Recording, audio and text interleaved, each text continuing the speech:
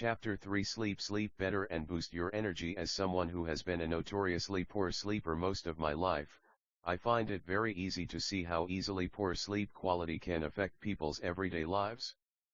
Poor sleep can affect everything from your energy levels to your willpower, and from talking with large groups of people over the years, I've noticed that a large amount of people have very poor sleep fitness.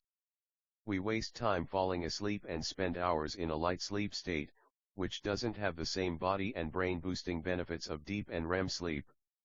In the past, I would spend an hour trying to fall asleep because my brain wouldn't stop rehashing the day's events or would dwell on what was coming up the next day. I tried different supplements, going to bed earlier, going to bed later, but I would wake up every morning still groggy. Sleep began to feel like a waste of time. Not only would I lose an hour every night tossing and turning, I wouldn't feel any fresher in the morning and would feel like a zombie until I had my first cup of coffee. I'm not a sleep doctor, but I have spent years trying to figure out why I wasn't able to sleep better, and this allowed me to learn more about actual sleep quality over sleep quantity. This is determined by how much time you spend in actual REM and delta, deep, restorative, sleep. Nutrition and sleep. Sleep is important because there is actually a direct link between your diet and sleep. What you eat directly affects how well you sleep. The quality of your sleep also has a dramatic impact on your energy levels.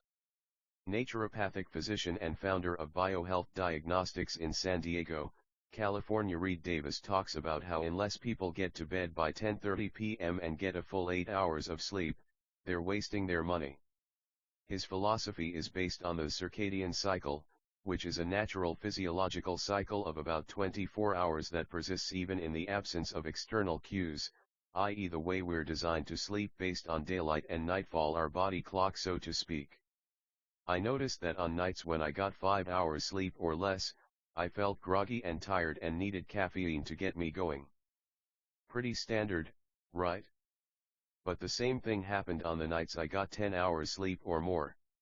In contrast, something very interesting happened when I split the difference and got 7.5 or 8 hours of sleep. I felt great. If I went to bed at 11 p.m. and set an alarm for 6:30 a.m., I found that I normally woke up before my alarm and felt ready for the day.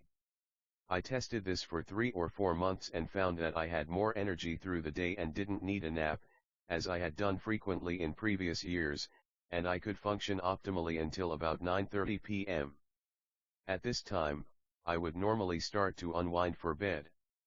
Why 7.5 hours? We've all been told, you need to get at least 8 hours of sleep every night, but why? Admittedly, I try and go to bed for 10:30 p.m. to give myself about half an hour to unwind. I normally read something that switches my mind off, and then have lights out for 11 p.m.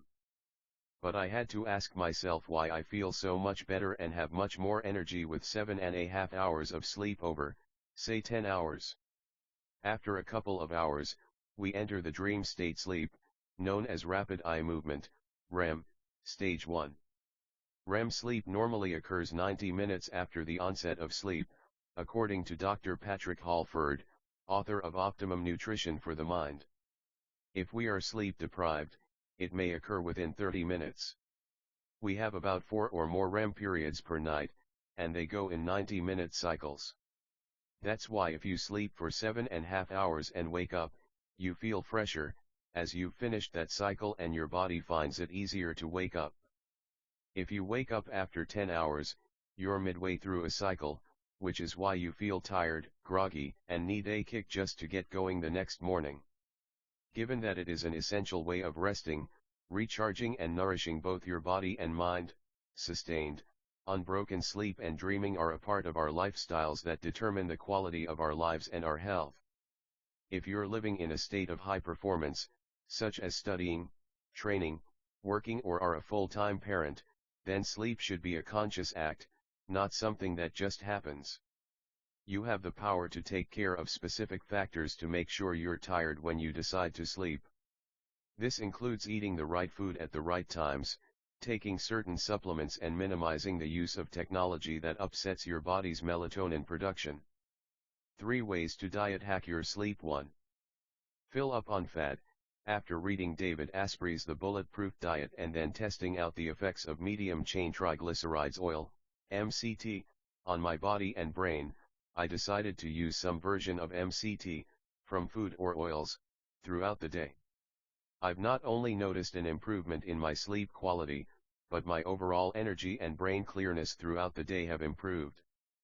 Fat is a long-burning fuel for your mind and body. David Asprey. The shortest length fats of MCT oil are converted into ketones that are immediately used as fuel for your brain, and MCT oil can also help burn body fat while you sleep. I've noticed that I think faster and more clearly the next morning if I've had MCT oil the night before. I have also found that having slow-release complex carbohydrates such as oats before bed also helps me sleep better. This is because in this case, you're giving your body some glucose while you sleep as opposed to ketones from MCT.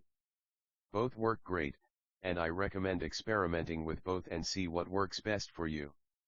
Note, if you're not used to MCT oil, start slowly and make sure to mix it with some other component. I normally use whey or vegan rice protein. Too much MCT without your body being used to it can lead to a mild stomach upset. 2. The power of protein. Our bodies use protein for muscle repair and immune function. In the training section, I have discussed how you tear down fibers while you train. It's actually your diet and sleep that repair these fibers.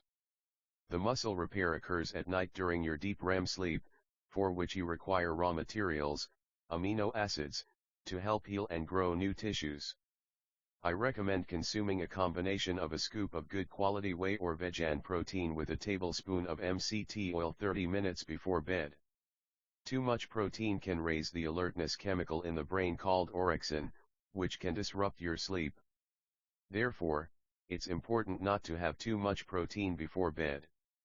For years, I used to have 2 chicken breasts before bed thinking that it would help me repair, not realizing that it was massively disrupting my quality of sleep. I scaled back 60 grams of protein to 25 grams of protein with 10-15 g of fat or 20 grams of complex carbs, and my sleep has never been better. 3. Carbs before bed. As mentioned above, some slow-release carbohydrates such as oats are a part of a great sleep hack. Your brain uses a lot of energy while you're asleep. One efficient form of brain energy comes from the sugar that is stored in the liver, called liver glycogen. Your brain taps your liver glycogen before hitting the stored sugar in your muscles, muscle glycogen. Therefore, having a little carbohydrate before bed can help your brain function better and allow you to relax and get into a deeper sleep. As mentioned in Nathaniel Altman's The Honey Prescription, a small amount of raw honey has a similar effect on relaxing your body before bed. Furthermore, combining honey with some MCT oil will not throw you out of the fat-burning mode, as the shortest length MCT derived from a supplement produces ketones even in the presence of carbohydrates. Thus, you can stay in the mild state of ketosis even while sleeping. I found taking both slow-release carbohydrates like oats and honey in the combined form or by themselves to work great. Personally, I find oats help me sleep better, but I have several clients who prefer not to eat real food before bed and find that the texture of honey works amazingly well for them. How to supplement hack your sleep. For some, using the food tricks and eliminating caffeine and stimulants closer to bedtime is enough to get a great night's sleep. However, if you find yourself really needing a supercharge, there are some supplements that will work wonders for you by either helping you fall asleep or keeping you in a deeper sleep. Always check your supplements to verify their compatibility with medications that you may be taking, as some vitamins and minerals have been known to reduce the effect of some medications, such as birth control pills. There are a number of great herbs and supplements that can help you get a great night's sleep. Here are some that I've found support me the best and that don't leave me feeling groggy in the morning. Getting a great night's sleep is great, but if you wake up feeling foggy, it defeats the purpose. 1. Zinc. Zinc is an important supplement for male and female fertility and thereby for libido, as zinc deficiency can lead to lower testosterone levels. Both men and women need balanced testosterone levels for optimal hormonal support. Zinc can support testosterone production by putting you into a deeper sleep, which also improves recovery dramatically for athletes, as zinc is one of the first minerals to get depleted in gym-goers and athletes. Dosage: it is normally best taken at a dosage of 25 mg per day with magnesium, see below, and vitamin B6, ZMA, about 30 minutes before bed on an empty stomach. 2. Magnesium. Nowadays, nearly everyone is magnesium deficient. Refined/processed foods are stripped off their mineral, vitamin, and fiber content. These are anti-nutrient foods because they actually steal magnesium in order to be metabolized. When consumed, if not supplemented with magnesium, we become increasingly deficient. Are you tense and tight or crave chocolate? Anything that makes you tense or tight could be potentially due to a magnesium deficiency, which is one reason why you may crave chocolate at nighttime or when stressed. Chocolate is one of the highest food sources of magnesium. The case of consuming chocolate is a catch-22 though. Even though it has magnesium, chocolate also has sugar. Every molecule of sugar you consume pulls over 50 times the amount of magnesium out of the body. Dosage: try taking 600-800 mg a day 30 minutes before bed. However, be careful, as too much too soon can give you a stomach upset. When you get the correct dosage, due to its mild effect on your central nervous system, you can find that you are much more relaxed going to bed. 3. GABA. An inhibitory neurotransmitter, your brain uses GABA to shut itself down. It can dramatically calm you down when taken on an empty stomach. I normally take it 60 minutes after my meal. GABA is great at bedtime, but can also be used during the day if you're highly stressed or dealing with anxiety. Dosage: start with 500 mg before bed. This dosage can go as high as 2,500 mg, incrementing the dose. GABA has also been shown to raise human growth hormone, HGH, in the higher end of dosage, discussed below.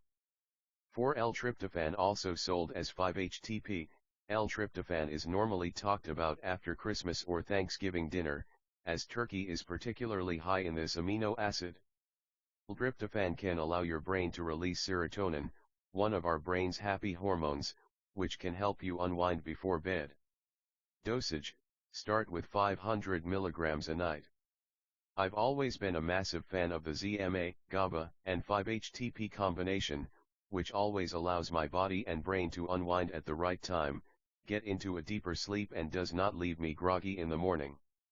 There is one other great supplement that can be included for shorter periods of time, especially for the first few weeks of any new program in order to get your body into a good sleeping routine. That supplement is melatonin. 5. Melatonin. It is a potent hormone and antioxidant that your body is supposed to produce on its own if you get natural darkness, from the sun going down each day, and enough sleep.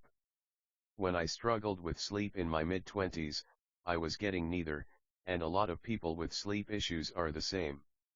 There is a risk of your body stopping the production of melatonin if you supplement with it, so I only recommend using it for short periods, not more than 4 weeks at a time, and then taking at least 4 to 8 weeks off. Your body naturally regulates its production of hormones based on how much of those hormones are present in the body. Therefore, if you supplement with melatonin, your body will naturally produce less melatonin. Dosage: melatonin supplements can range from 300-3,000 mg.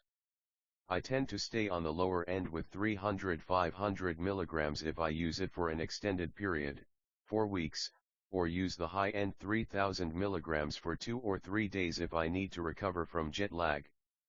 Keep this as a tool in your arsenal, but don't have it as a staple as with ZMA, GABA, and 5-HTP. Human growth hormone, HGH, and sleep. During sleep, your body naturally secretes HGH, which maintains your organs and tissues. Training and using the correct supplements can boost HGH dramatically, but sleep is another crucial factor responsible for maintaining optimal levels. As you get older, your natural level of HGH secretion drops. Therefore, using hacks, supplements, foods and sleep can give you all the benefits: lower body fat, more muscle, increased energy and anti-aging to name a few. If you want to remain full of energy, in a great physical condition and youthful, keeping your HGH high is critical. All the supplements mentioned above can dramatically increase natural HGH while you sleep. How to avoid the nighttime second wind? There is a window from 10:45–11:00 p.m. when most people naturally get tired. This window differs a little, based on each person or the current season, but it falls in with the general circadian cycle mentioned above. If you don't go to sleep then and choose to stay awake, you'll get a cortisol-driven second wind that can keep you awake until 2 o'clock or 3 a.m. This happened to me for years. If I missed my 11 p.m. window by 15 or 20 minutes, I would get this incredible second wind, which was amazing when I was 18 or 19 and going out to clubs, but terrible when I was in my mid-20s and had to be up for work at 6 a.m. If you can stick as close as you can to the circadian cycle and get to bed before 11 p.m., you will wake up feeling more rested than if you get the same amount of sleep starting later. I know it's hard for some people, especially if you work night shifts, as your circadian cycle is massively disrupted.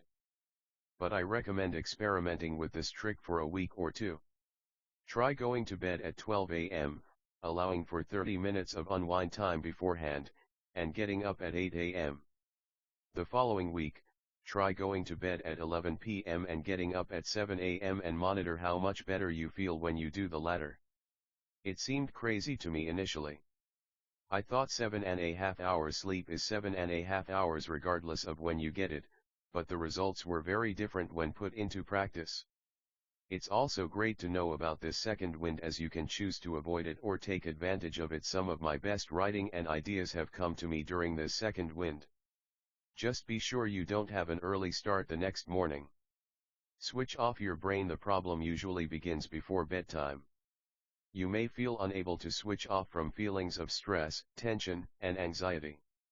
One thing that has supported me massively is writing down all of tomorrow's tasks before I get into my nighttime routine. For months, I found myself thinking about what I had to do the next day, and it felt like my brain was going into an overdrive to solve all of life's problems at midnight. Writing down everything I need to do the following day helps my brain unwind, safe in the knowledge that I won't forget my most important tasks. When you get right down to it, food is one of the most important variables that makes an impact on your energy levels and body composition.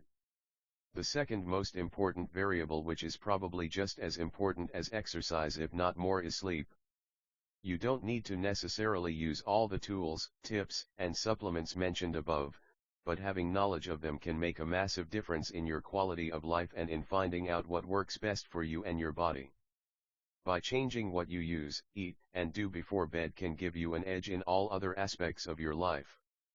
Chapter 4: Alcohol and Hydration. Alcohol. I have a little bit of a love and hate relationship with alcohol. I love nothing more than a glass or two of wine with a meal, but I hate the feeling that comes with going over that amount. My goal here isn't to say alcohol is good or bad. It's more to give you an idea of what's happening to your body when you consume it and then let you decide if you should or shouldn't factor it into your plan each week.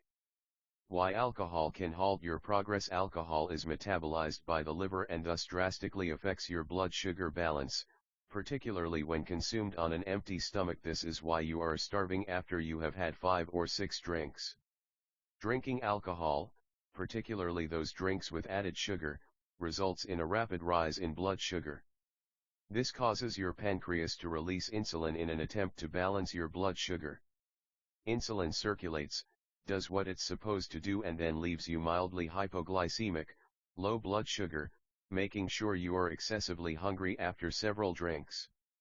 Therefore, on top of adding extra calories to your daily intake and dehydrating you, your blood sugar levels also get negatively affected. Thus, the next logical question is, does having alcohol with food minimize its effects? Not quite, I'm afraid. Alcohol also works as a displacing agent, meaning when you consume alcohol with meals, it serves as a blocking agent, prohibiting the absorption of several vitamins and minerals. Alcohol, fat loss, and muscle building. Now that I've explained how alcohol affects your body, let's take a look at how it affects fat loss and muscle gain. On one side, your body will not burn body fat or build lean muscle tissue while it's detoxifying itself of alcohol. However, on the other side, alcohol moves straight to the front of the queue as your primary energy source, which your body will burn through it as its go-to energy source while it's in your system. Your body using alcohol as its main energy source is a lot like your car trying to run on water. It will just break down shortly after you get going. Have you ever gone for a run or a gym session the day after you have had 4 or 5 alcoholic drinks, to try and sweat the alcohol out?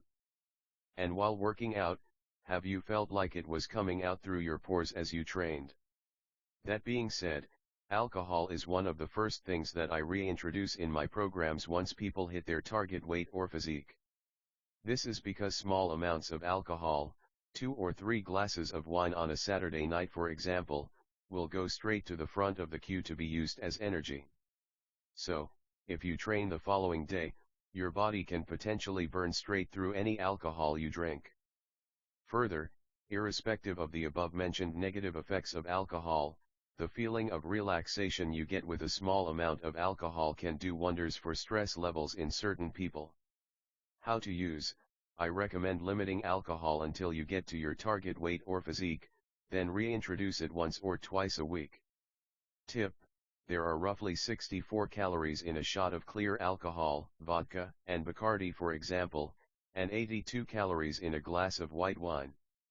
Beer has between 200 and 300 calories per pint. If you want to keep your calories on the lower side, limit your alcohol consumption to white wine and clear alcohol and save yourself a fortune in calories. Comparison: 3 pints of beer, 600-900 kcal, 3 glasses of white wine, 246 kilocalories, 3 glasses of vodka and diet mixer, 192 kilocalories. Hydration: your muscles are composed of 70% water, and your brain is composed of a whopping 95% water. Water is also the single most critical nutrient for health, growth, and development. A 2% drop in body water can cause a small yet critical shrinkage of the brain, which can impair coordination and massively decrease concentration. Dehydration can also reduce endurance, decrease strength, cause cramping and slow down muscular response. How much water do I need? There is no one-size-fits-all to this question, but the general recommendation is 2 to 3 liters per day for women and 3 to 4 liters per day for men. Of course, there are a lot of external factors that may require you to increase this amount. If you train regularly or live in hot weather conditions, your hydration requirement may go up. For example, I train 4 or 5 times per week, so I normally drink around 4 liters per day. Let your pee be your guide. Your pee is normally your best indicator of your hydration level. If it is clear, you're normally adequately hydrated. If it is light yellow and has an odor, you're 1 or 2 steps away from dehydration. Light yellow with no smell can come from supplementing with too much vitamin B or a very high-dosed multivitamin. If it is dark yellow and has an intense odor, you're probably dehydrated and not performing at your optimal level. How to drink more water? The key to drinking more water can be as simple as always carrying a water bottle with you. Leave it at your desk at work or beside you on the couch at home. If it's there and you see it, it will serve as an automatic subconscious reminder to drink more and stay hydrated. This has worked great for me, and I haven't left home without a 2-liter water bottle in about 5 years. Chapter 5: Training. I remember getting a gym membership from my mum and dad for my 16th birthday and being extremely excited for my new fitness journey. I had been lifting weights, doing push-ups and pull-ups at home, and now that I was in the gym, I thought it was only a matter of months before I looked like one of the models from the magazines. Turns out, it doesn't really work that way. One of the most disheartening things you may face when trying to get in shape, whatever that looks like for you, is putting in all the hard work and still not seeing the results. You eat what you think is good food, use supplements that you heard are good for losing fat or building muscle, and on top of that, you train every day and you still don't see the changes you want to see. This can be incredibly frustrating. I remember how disheartened I felt after my first 6 months in the gym. I must have made every training and nutrition mistake you can think of. I nearly quit 100 times. This entire book is written on the premise that if I had read it when I started, I would have cut my learning curve by years. When I first began training, I found the nutrition tricky but doable. Supplements were a minefield, but when I indeed analyzed this area, I found that there are only a few that you actually need. However, training was a different monster. I grew up with the mantra, the more effort you put in, the more you get out. Therefore, to me, it sounded obvious that if I trained 3 hours a day, I'd get 3 times the results.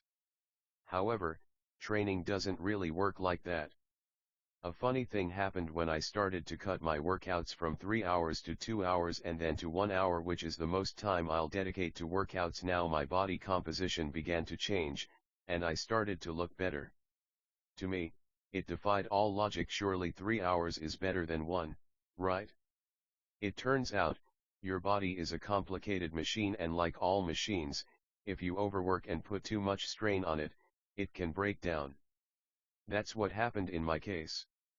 To physically change your body, I've found the optimal time to train is between 40 and 60 minutes a day, 3 to 5 times per week. That's not to say that you can't do great things by dedicating more or less than that, but I've found this to be the most optimal time in terms of physical results.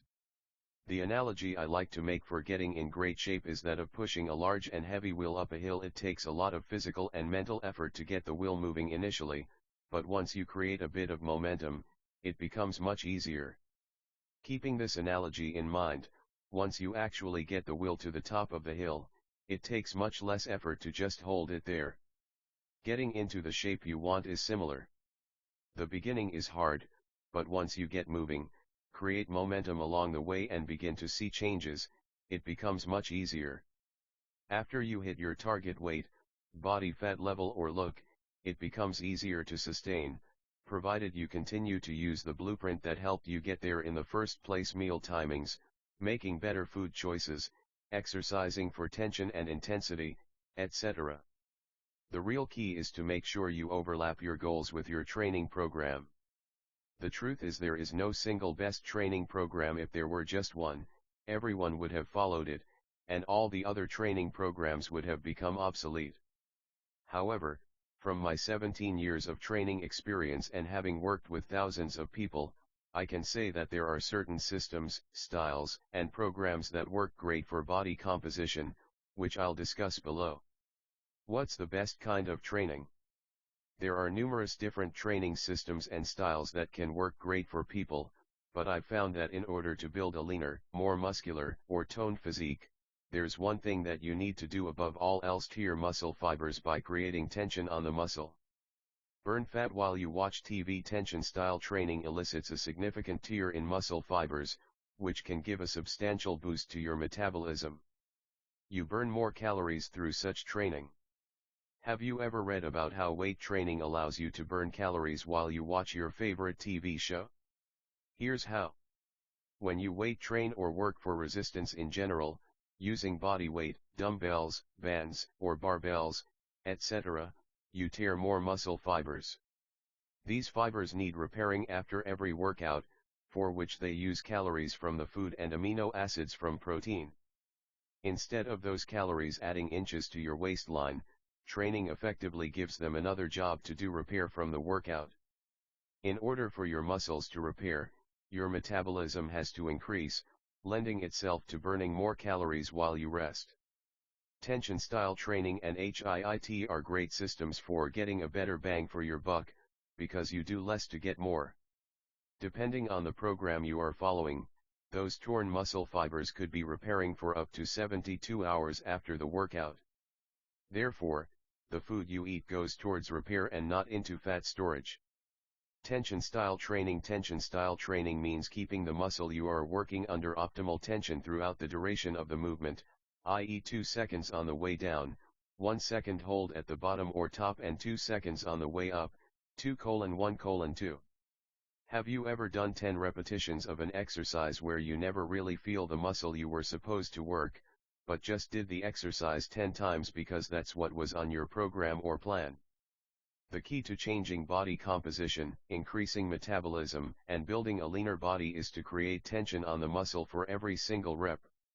From the several variations of tension style training, my favorite is the 2:1:2 systems, combined with focusing on the muscle you are trying to work, a mind-muscle connection. This style of training combined with the right program can change your body composition very quickly when combined with the right nutritional and supplement strategy. Eccentric vs concentric. Just to expand on 2:1:2, you could use the term eccentric, negative portion of the rep, and concentric, positive portion of the rep, to better understand it. Every exercise below focuses on 2:1:2.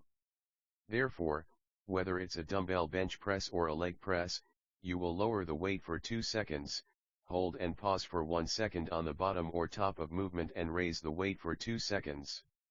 You can vary this tempo for extra tension, replacing 2 seconds with 4 seconds, for example, on the lowering or raising of each rep.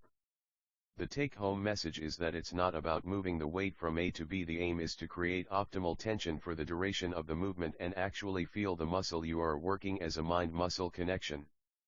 Mind-muscle connection. Have you ever just moved a weight from A to B, not really feeling any particular muscle?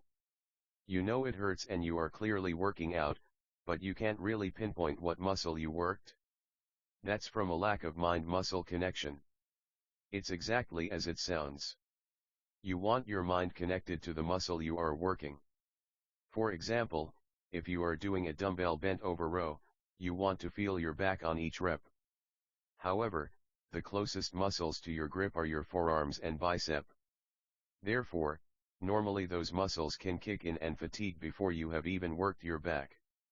This is where the 2:1:2 system really shines, because you are not moving weight from A to B, you are moving a weight with perfect form, creating optimal tension on the muscle you are trying to work, back in this case, from A to B. This way, you can create more tension on the muscle without having to go super heavy, which increases your risk of injury and which will in turn massively reduce your progress. I followed this exact training program, and I can only lift 4 kilograms or 5 kilograms on side lateral raise for shoulders, for example. If you are able to lift 25 kilograms with perfect form on this movement, you either have superhuman strength or you are swinging with momentum, meaning that you are not working the muscle for optimal tension. The best piece of gym advice that I have received was leave your ego at the door. I generally find women much better at this, but an added note for any men reading this: if you are trying to get a leaner, toned and more muscular physique, but feel you need to constantly outlift your training partners with super heavy weight on a bench press or a barbell curl, it might be worth considering that you change your training partners. Don't get me wrong, you still want to find a weight that is heavy enough so that you are failing at your given rep range.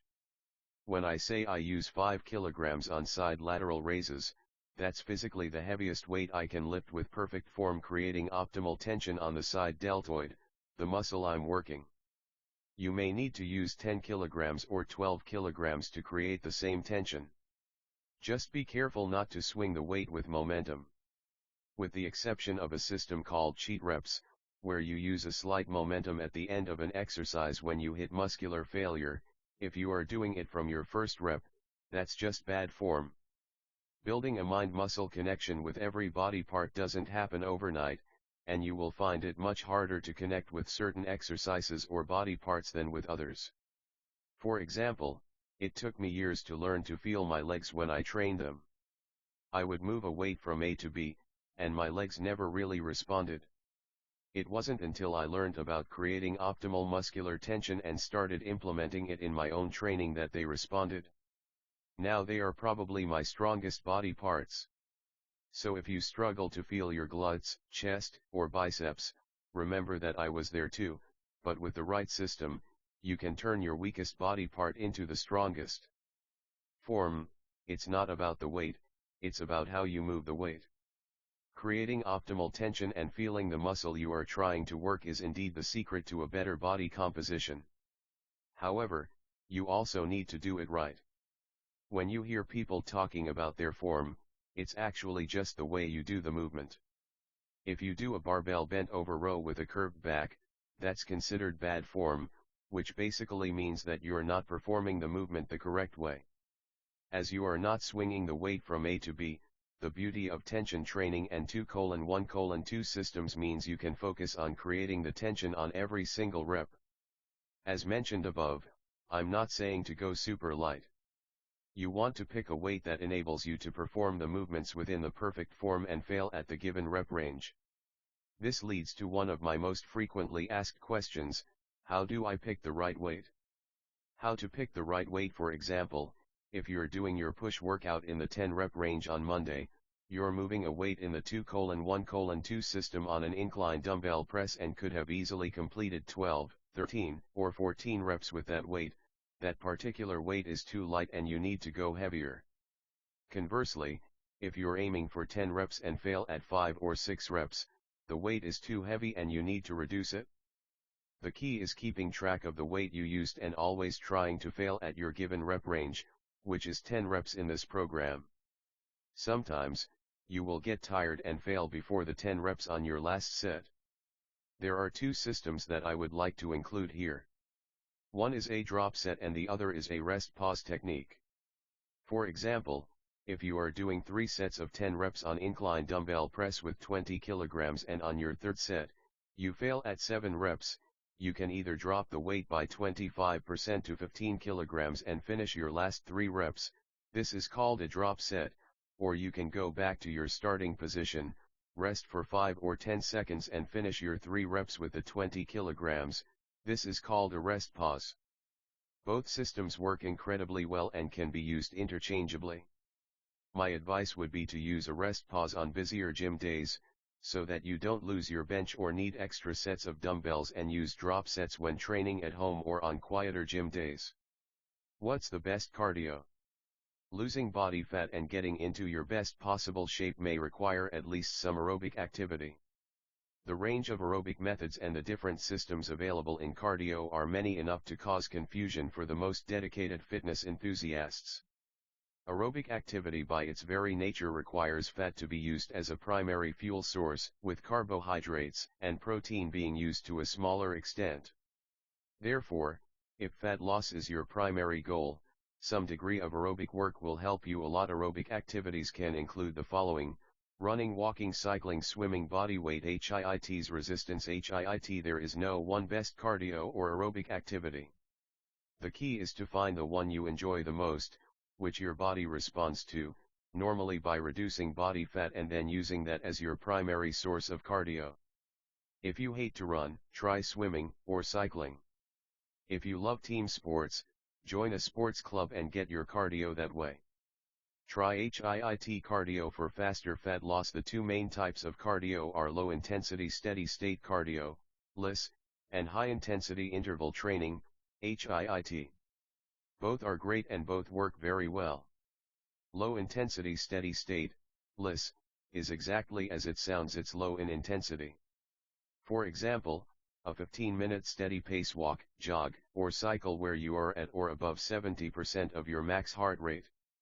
Note, 70% of your max heart rate is your fat burning zone. To calculate your max heart rate, subtract your age from 220.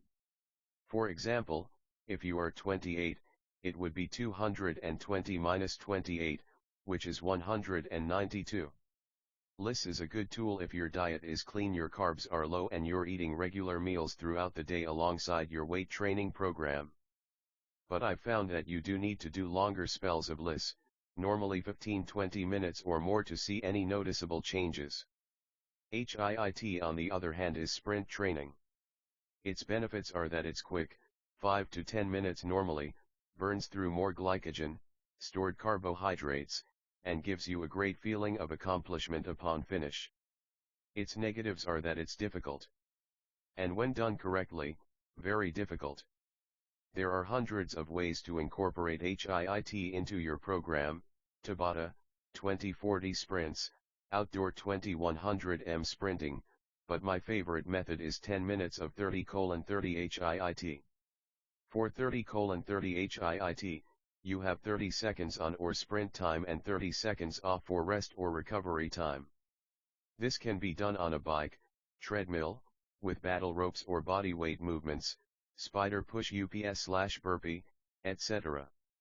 The key is to go as hard as possible for 30 seconds and then completely rest or recover for the next 30 seconds. Time your HIIT for faster fat loss. Depleting your glycogen levels by doing your weight training first and your cardio after could potentially allow you to tap into fat stores more effectively. Of course, as long as you are doing your cardio or getting your heart rate up alongside all the other tips mentioned in this book, you will burn body fat. This is just a quick tip that could potentially allow you to do it faster. To explain this further, check out the two hypothetical scenarios given below. This applies to both genders, so feel free to switch John's name for Jane's below if you prefer. Scenario 1: John Smith trains 5 days every week for 60 minutes on the cross trainer. He had white pasta and chicken in his last meal. After 20 or 30 minutes on the cross trainer, John finally depletes his glucose from his pasta meal, and is now using glycogen as his energy source. Another 30 minutes pass, and John is still using glycogen as his energy source. He leaves his workout happy that he got to the gym. 2 months later, after going to the gym 5 days a week, John hasn't lost any body fat, built any muscle or changed at all, and quits. Does this sound familiar? Scenario 2: Jane Smith trains 4 days every week for 60 minutes. She does tension-style weight training for 45 minutes and finishes with 10 minutes of high-intensity cardio at the end of every workout. Her pre-workout meal was chicken or fish, mixed vegetables, and 1 tablespoon of almond butter or 150 grams of sweet potato.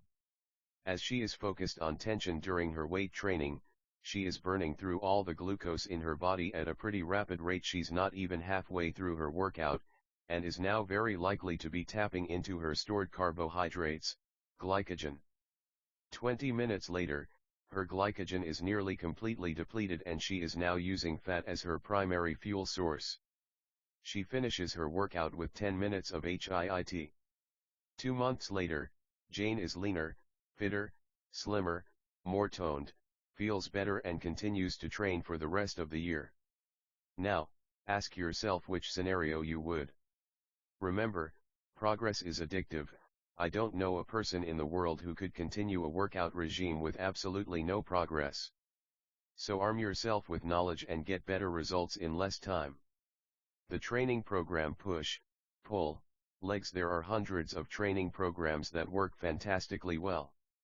However, having worked with thousands of clients all over the world, one of my favorite systems has to be the push, pull, legs split, as it allows you to train every body part at least once per week or twice per week if you're training 5 or 6 days. Push, pull, legs is the name of the training split for the movement patterns of that specific muscle group. Push refers to all the movements where you use muscles that push the weight away from your body as their primary movement pattern: chest, shoulders, and triceps. In pull, all the exercise is geared at pulling the weight toward your body as the muscle's primary movement patterns: back, rear delts and biceps. Legs refers to lower body focused leg training. How to lay out your training week? First, I would decide on how many days a week you are committed to training and then lay out your week around your schedule and lifestyle. I find that 3 days a week works great for beginners and 4 to 5 days a week for intermediate and advanced training. I like push, pull, legs, push, pull for my own 5-day training split, but you need to find what works best for you. It's similar to the best time of the day to train. The best time is whenever it fits best into your schedule. If you only have an hour in the morning before work or at lunchtime, then that's the best time. If you use training as your distress from work, then evening may be best for you. Laying out your week is similar. Your lifestyle might lend itself to training Monday to Friday, taking the weekends off. Others will be better with day on, day off, and those who can only train 3 days with Monday, Wednesday and Friday. Find the day and time that works best for your lifestyle and then adjust your schedule accordingly. Make training a priority, but try to fit it around your lifestyle and not the other way around. Training program details exercise, the name of the exercise you will perform. Reps, the number of repetitions you will do, the number of times you will perform the movements. For example, if you do the movement 10 times, that's 10 reps sets. The number of sets is the number of rounds you do. For example, if you do 3 sets of 10 reps, you perform 10 reps of the exercise with a 2:1:2 tempo and then rest for 60 seconds. Repeat for your second and third set. Rest, the amount of time you rest in between sets. Tension, all the reps are at a tension of 2:1:2. 2 seconds on the positive, the upward motion, 1 second squeeze, at the top or bottom depending on the exercise, and 2 seconds on the negative, the downward motion. Cardio, all the cardio in this program is based on HIIT. HIIT burns more calories, takes less time and works incredibly well to elevate metabolism while burning fat when incorporated into a tension-styled program. I personally like using the rowing machine or a stationary bike, but HIIT can be done on any cardio machine. HIIT, for HIIT training, set a level that you can sprint as fast as you can for 30 seconds. After 30 seconds, reduce the level to a very easy pace and recover for these seconds. Repeat this process 10 times for a total of 10 minutes. Timing of each workout should take between 40–60 minutes. This program is about quality over quantity. Therefore, bring a stopwatch to time your rest periods, train intensely while in the gym and get out within 60 minutes, so that you don't start to burn through any hard-earned muscle or overstress your central nervous system. Track your weight as the weeks progress, your body will be getting stronger in each exercise. Therefore, increase the weight every week, if needed, so that you fail at 10 repetitions during each workout. For example, if you're lifting 10 kilograms on incline dumbbell press, you may need to increase this to 12.5 kilograms after 1 or 2 weeks as your muscles get stronger. Training program videos. The entire training program is present below, but if you go to www.briankeanefitness.com you can download the videos that go through the entire workout and on how to perform each move correctly. Training program table. Push workout: chest dumbbell press 10 reps 3 sets 60 second rest 2:1:2 tempo chest dumbbell fly 10 reps 3 sets 60 second rest 2:1:2 tempo military barbell press 10 reps 3 sets 60 second rest 2:1:2 tempo side lateral dumbbell raise 10 reps 3 sets 60 second rest 2:1:2 tempo triceps easy bar lying extension 10 reps 2 sets 60 second rest 2:1:2 tempo triceps rope extension 10 reps 2 sets 60 second rest 2:1:2 tempo 10 minutes of 30:30 bike pull workout barbell bent over row 10 reps 3 sets 60 second rest 2:1:2 tempo lat pull down 10 reps 3 sets 60 second rest 2:1:2 tempo rear delt dumbbell raise 10 reps 2 sets 60 second rest 2:1:2 tempo rope rear delt face pull 10 reps 2 sets 60 second rest 2:1:2 tempo barbell bicep curl 10 reps 3 sets 60 second rest 2:1:2 tempo dumbbell twist bicep curl 10 reps 3 sets 60 second rest 2:1:2 tempo 10 minutes of 30:30 bike legs workout barbell squat 10 reps 3 sets 60 second rest 2:1:2 tempo dumbbell standing lunge 10 reps 3 sets 60 second rest 2:1:2 tempo leg press 10 reps 3 sets 60 second rest 2:1:2 tempo leg extension 10 reps 3 sets 60 second rest 2:1:2 tempo 10 reps barbell glute bridge stiff-legged dumbbell deadlift hamstring curl seated calf raise no cardio 3 sets 60 second rest 2:1:2 tempo 10 reps 2 sets 60 second rest 2:1:2 tempo 10 reps 2 sets 60 second rest 2:1:2 tempo 20 reps 1 sets 2:1:2 tempo Section 2 Mindset Chapter 6 Creating Habits. Now that you have knowledge on how to use nutrition, training and supplementation to increase your energy and get into a better shape, it's key to build a mindset that not only allows you to get what you want in the first place, but also possess all the tools required to sustain it. For years, I would get very close to all the things I wanted in life. I'd be right on the verge of the body I wanted, leaving my job to start my own business or within touching distance of some other goal, and I would inevitably self-sabotage myself. Consciously or subconsciously, most of us have done it at some stage. We convince ourselves that it's not practical to leave a job or spend an hour a day in the gym when we have children, a full-time job and a mortgage to pay. We let the fear creep in, and this fear, if left unchecked, can paralyze us. For years, I would let fear creep in, and before I would know, I would be back to square one. This section of the book is designed to help bulletproof your mind so that you don't become your own worst enemy on the path to getting what you want. As Buddha once said, don't let your own worst enemy live between your two ears. The section covers everything from creating habits and dealing with anxiety, worry and stress to practical life tips that I read every morning in the hopes of passing them on to my daughter someday.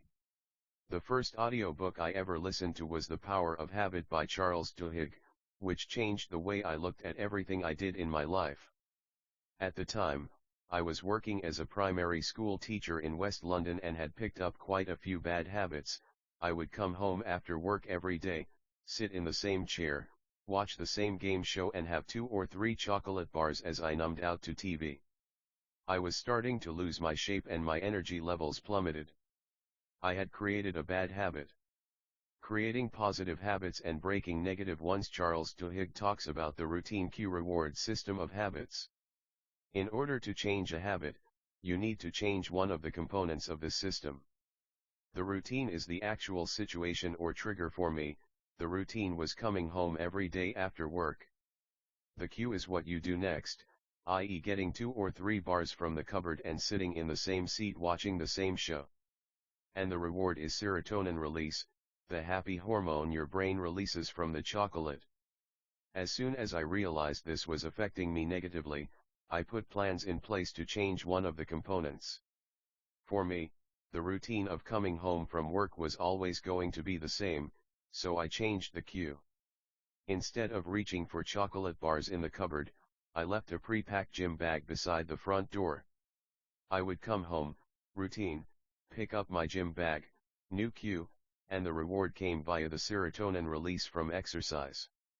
Becoming self-aware of your negative behavior, patterns, and habits isn't always that easy to recognize.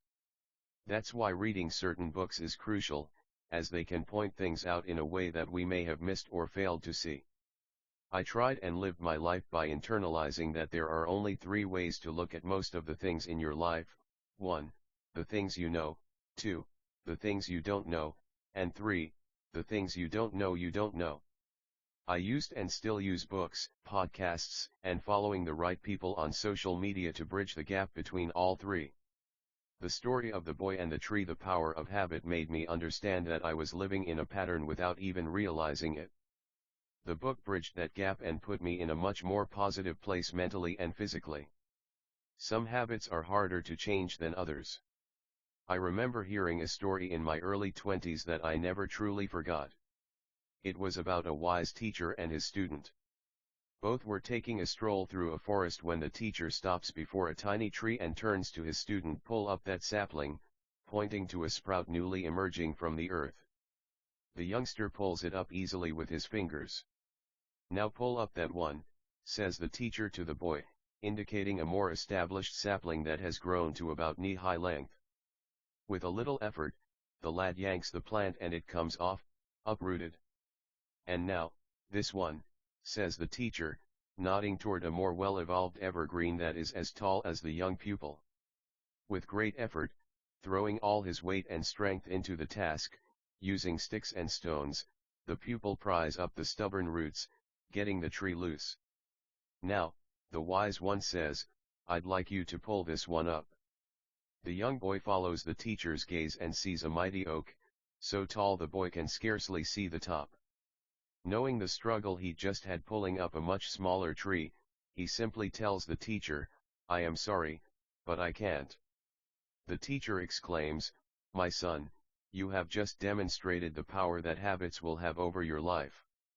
The older they are, the bigger they get, the deeper the roots grow, and the harder they are to uproot. Some get so big, with roots so deep, you might hesitate to try to uproot them. Smaller bad habits like the one I mentioned above are easy to change by understanding the routine cue reward system. You just change one of those components and you can effectively change your habits. Some habits are harder to break than others, some have deeper roots. For example, if you have never felt confident about the way you look or have been overweight your entire life, you're not going to do something and wake up lean and skinny or full of confidence overnight. It's the deep-rooted habits that are more difficult to change. It's the small things every day that allow you to change these habits. I have worked with people who have been overweight their entire life who get frustrated when they're not lean in 2 weeks. If I said to you that I wanted to learn Spanish, but I wanted to be fluent in 2 weeks, what would you tell me? It's probably not possible, right? But what if I said I wanted to be fluent in 6, 12, or 18 months? Then it becomes a lot more realistic. Breaking bad habits is the same. You're not going to break a habit that you've had for 5, 10, or even 20 years in 2 weeks. But by taking the right steps, you could break it in 6 or 12 months and then be rid of it forever. Aristotle wrote, "We are what we repeatedly do." Are you riding the horse of your habits and getting nowhere? There's a great story in Darren Hardy's The Compound Effect about a man riding a horse, galloping fast. It appears that he's going somewhere very important. A man standing along the roadside shouts, "Where are you going?" The rider replies, "I don't know." Ask the horse. Darren Hardy describes that this is the story of most people's lives. They're riding a horse of their habits, with no idea where they're headed. Psychological studies reveal that 95% of everything we feel, think, do, and achieve is a result of a learned habit. We do most things in life in autopilot. When was the last time you thought about how you tied your shoelaces or how you brushed your teeth? If you're like me, you probably even put on the same shoe first, left one, every single day and don't even consciously realize you're doing it. Thinking about habits this way can indeed help you understand how important it is to create positive ones. If you eat healthily, you've likely built healthy habits around food. What you put in your shopping basket or what you order in restaurants becomes automatic. The same thing happens if you eat unhealthily. You make different choices automatically. How to make the right automatic choice? The key is educating yourself about what foods are good choices for your body and mind. See the nutrition section of this book, and then create habits accordingly, so that those food choices become automatic. The key to sticking to a good nutritional plan is finding or creating a plan that includes your preferences, foods you like, enjoy, and that work into your lifestyle and schedule. If you can make your nutrition automatic, it becomes the way you eat and not a diet you're following. In other words, eating well becomes a habit. With enough practice and repetition, any behavior, good or bad, becomes automatic over time. The key is having conscious thought and self-awareness about which habits are supporting you and which ones are destructive to your life. If your goal is to lose body fat, build more muscle, or have more energy throughout the day, understand which habits you need to break or create in order to become that person. After that, it's about following the right habits on a consistent basis. Even though we develop most of our habits unconsciously, by modeling our parents, responding to environmental or cultural associations, or creating coping mechanisms, we can consciously decide to change them. Reflect on how deeply your habits are rooted and then put the plan in place to create new positive ones in their place. Sometimes, it's as easy as making the decision and then using your why to get you there. Chapter 7: Find your why. The how means nothing until you find your why. Finding your why can be the ultimate difference between getting what you want and giving up before you even start. All of the hows mean nothing until you find your why. My why is my little girl, Holly. The day my daughter was born, there was a fire lit under me. I was doing okay before that. I enjoyed my life, I was happy with what I was doing, but now it wasn't about me anymore, it was about us. The reason my life took such a dramatic turn over the past few years is because things like my health now became more important to me. I was competing at the top level of my sport in competitive bodybuilding and traveling the world as a professional fitness model, but I was living a lifestyle that definitely wasn't focused on my health. Weeks before shows, I couldn't hold a conversation with people due to my body being so calorie and food restricted.